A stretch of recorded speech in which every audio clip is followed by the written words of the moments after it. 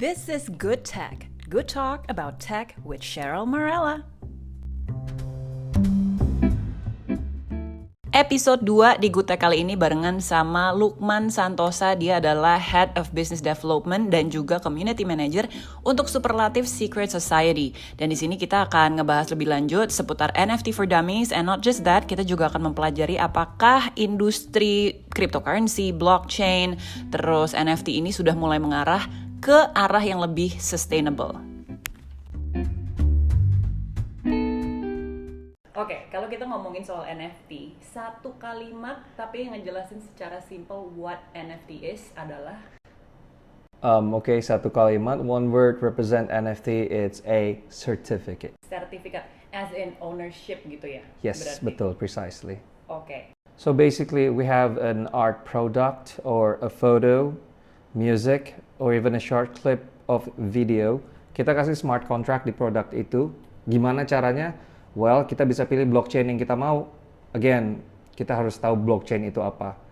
Oke, I'm gonna speed up things. Kita attach art itu ke suatu blockchain. Pilihannya ada Ethereum, ada Polygon, ada Tezos, ada Solana. Bitcoin juga blockchain. Kita tinggal pilih sesuai dengan marketplace yang kita mau expose art kita di sana. Begitu kita attach, dia attach ke suatu smart contract yang isinya kode. Kalau zaman dulu kayak PIN BB. Nah, itu nggak enak kan, banyak. Nah, PIN dan smart contract itu akan terhubung dengan kreator atau pemilik gambar, dan yang ujung satunya lagi adalah pembelinya. Dan pembeli itu, setiap pembeli akan ke list terus. Jadi misalnya ada yang beli satu sama dia dijual lagi, di smart contract itu namanya akan tertera di situ. Jadi, kenapa saya bilang tidak bisa dibajak? Bedanya dengan yang lain. Ketika ada orang yang mengaku-ngaku, saya juga punya barangnya, oke, kita lihat smart contract-nya. Oh, ternyata smart contract-nya tidak terhubung dengan seniman yang asli atau kreator yang asli. Berarti barang itu palsu. Or satu lagi, smart contract-nya sama, kreatornya sama, tapi di list itu pemiliknya beda, bukan nama dia ya, berarti dia bukan pemiliknya, tetap pemiliknya yang aslinya yang tertera di smart contract itu. Dan lagi smart contract itu, ketika dia dibuat, dia tidak akan bisa diedit ke belakangnya. Gitu. Bisa dipindah tangankan nggak? Bisa dipindah tangankan, bisa, tapi tidak bisa diedit. Ketika dia berpindah tangan, list dari owner yang selanjutnya akan terlist di situ. Dan owner yang pertama namanya akan tetap di situ. Oh, jadi walaupun kita kasih ini ke orang lain, ownership-nya, kita tetap ada jejaknya. Ada jejaknya, trace-nya. Sebelumnya ada di situ. It's traceable, makanya teknologi NFT itu nggak cuma buat jual beli seni aja. Nah, kalau minting is apa sih? Minting itu short termnya and easier termnya itu sama kayak uploading. It could be art, music, photos, videos, like I said. I mean, anything as long as it's there, the file is there. I mean, it could be JPEG, it could be MP3, MP4, PNG file, GIF, name it. Anything. Yeah. So speaking of that, yang bikin penasaran adalah tadi sempat ngobrol-ngobrol juga gitu ya sama orang yang bilang katanya, yeah, at the end of the day, everything can be NFT'd, right? Yes. So it could be like a house. It's actually the certificate, not the whole house, but the certificate of the house could be an NFT. Or with terms and condition, the whole house could be an NFT as that term of condition. Say, actually dia jual foto rumahnya, tapi dengan jual foto rumahnya kamu dapat rumah yang aslinya. Kurang lebih kayak gitu. Oh, okay. So that's the how. Yeah, obviously because harga foto rumahnya sama kayak harga aslinya. Jadi yang dimasukin ke marketplace-nya adalah si foto Betul. rumahnya itu. Betul. Oke. Well, of course, abis itu orang yang ngejual foto rumah tersebut karena mau ngasih rumah, dia harus deal with all the paperworks biar sertifikatnya legal. Memang itu rumah yang dikasih dan diperjualbelikan. That could be complicated ya kan sebenarnya kalau if it's like Yes and no. jadi.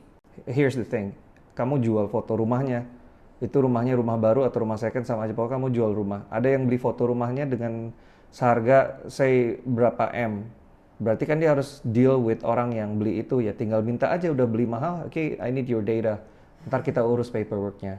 Tapi yang jual juga harus tahu kalau misalnya yang beli bule gimana ngurusnya, jadi nggak bisa sembarangan jual gitu. Or foreigners on this matter. Yes.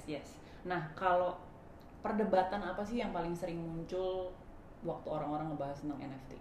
Some say it's monkey business, some say it's Fonzie, scammy, fishy, things like that. Well, kalau belum terjun emang nggak tahu. Dan lagi orang takut hilang duitnya. Exactly. Dan kita bisa bilang sekarang, hey kamu mau bikin NFT nggak harus keluar duit kok. Kita punya Polygon Chain di sana free. ketika kamu list di OpenSea, and OpenSea itu adalah salah satu marketplace yang terkenal di NFT space. OpenSea ini punya dua pilihan blockchain untuk smart contract-nya. Satu Ethereum, yang satu lagi Polygon. Dan uniknya ketika kalian jual pakai Polygon ini, selain dia gratis, ketika hard itu dijual, tetap yang diterima akan Ethereum gitu. Balik lagi, Ethereum sama Polygon ini nama ini ya, blockchain atau crypto gitu. Kalau whether or not it's urgent to jump into NFT today, what do you have to say? There's no word as too late to jump into an NFT, so it's never too late to jump in. It's never too late, but is it urgent to do it now? Sure, why not? Yeah, it's urgent. Mesti ngingetin ke orang-orang nggak sih kalau uang dingin yang harus dipakai gitu misalnya? Well, again, like I said, as an investment side of view, apalagi itu uang dingin, bukan uang panas, why not? As long as you do your own market research. Everything that I said right now, it's not a financial advice. Do your own research. But yes, it's urgent and you need to, at least you know about NFT, so to speak. Right. Ini ada beberapa titipan pertanyaan juga nih dari orang-orang yang tahu ya. Katanya kalau untuk pemula mau mulai NFT marketplace, enakan yang mana? Dan ada nggak yang nggak pakai atau less modal? I think the gas fee ya maksudnya, probably. Yang murah, quote on quote murah, nggak pakai modal, malah itu pakai Polygon Chain. Itu ada di OpenSea.io. Ketika teman-teman bikin collectible baru atau NFT baru di situ, mau nge-mint, di sana nggak pakai gas fee karena semuanya udah di cover sama Polygon Chain, dan ketika art itu laku terjual itu sudah include di situ, jadi nggak usah khawatir lagi.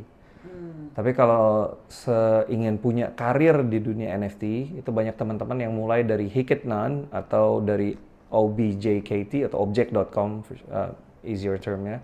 Kita jualan di sana, pakai kriptonya namanya Tezos or XTZ, mulai merintis karir, kasih tahu, I'm an artist, this is my art, if you like it, I'm selling it for this much, and I will be drawing more art in a couple of days. Send me a DM on Twitter or maybe mention me, do a retweet, so shilling basically di Twitter. Kita mulai karir dari situ, build hype, sampai akhirnya banyak orang yang tahu karya kita. Lalu habis itu dengan profit yang mereka punya dari Object or Hikitnan, baru pindah ke OpenSea. Dari OpenSea mulai famous banget malah. Mau pindah ke Nifty Gateway bisa, pindah ke Rarible bisa, mau pindah ke Foundation bisa, kurang lebih kayak gitu. Oh, jadi sebenarnya tuh ada ininya, ada step-stepnya juga. Step-stepnya ya, bisa, enggak. If you want to. Or you can always like jump in. straight. We already have example for people who like dare to do that, jumped into OpenSea without shilling, without anything. Kita tahu yang ada animonya Mas Ghazali sekarang. Shout out to Mas Ghazali, luar biasa sekali karyanya. Yes. And good luck, of course.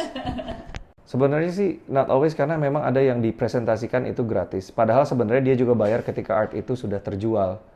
Jadi proses pembayaran itu dilakuin di belakang.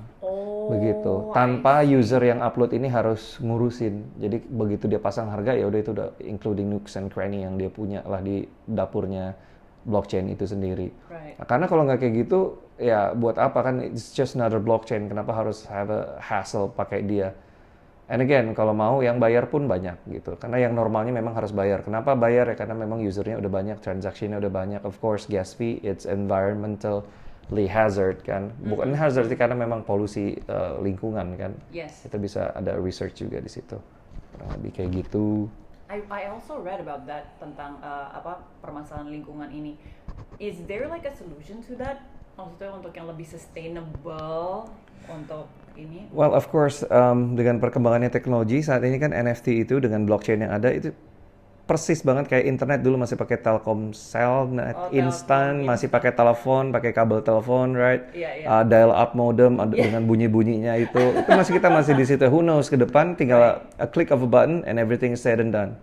Kurang lebih kayak gitu. Jadi basically tungguin perkembangan zaman, pasti Betul. akan ada solusinya. Pasti akan ada solusinya. Contohnya misalnya nih sekarang, untuk teman-teman yang tahu Ethereum, nanti ada Ethereum 2.0.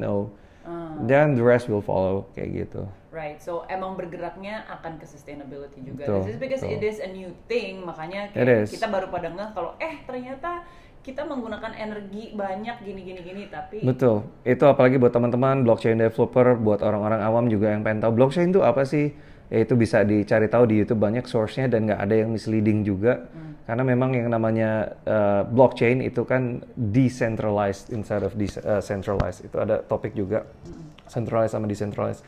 Jadi dengan crypto money atau cryptocurrency ini decentralized, itu setiap ada uang yang atau crypto yang dihasilkan lewat mining, kita banyak crypto miner sekarang, itu yang mengakui proses tersebut, itu ada ratusan juta, if not millions, miliaran komputer di seluruh dunia yang mengakui keberadaan kode tersebut yang di-own sama suatu orang, padahal yang create code-nya itu cuma satu komputer. Jadi komputer yang lain kan running pakai electricity, and that's where the gas fee came from. And hopefully, ya, pasti sih gitu, pasti there's gonna be a solution to this at some point. Thank you for the NFT for Dummies today. For sure, for sure. Thank you so much Lukman, and jangan lupa untuk datang ke galerinya Superlatif, ini ada di Legian ya. Yes, posisinya. Legian, please. Silahkan datang ke sini. And people can also buy your NFT, right? Yeah, of course. And ada pre-sale price and all that stuff? Superlative Secret Society NFT is all sold out on September. Woo! But again, you guys can always purchase our product with our secondary sales and whatnot. Ya, jadi orang-orang masih ngejual, dan di situ hebatnya dunia NFT ya, teman-teman seniman semuanya dapat royalty endless cycle selama art itu being traded. Yes. Seperti itu. Last but not least, though, why Bali? Because Bali is tourism source. I mean, everybody in the whole world, when we talk about, hey, where are you from? Indonesia. Oh, Bali, instead of Jakarta, because Bali means holiday for most people. That's true. I know I do. And yes, for me to know, I live here though, but yes. All right, sure. Thank you so much for the first episode. You're very welcome. We'll be back here for sure. Thank you guys. You're very welcome.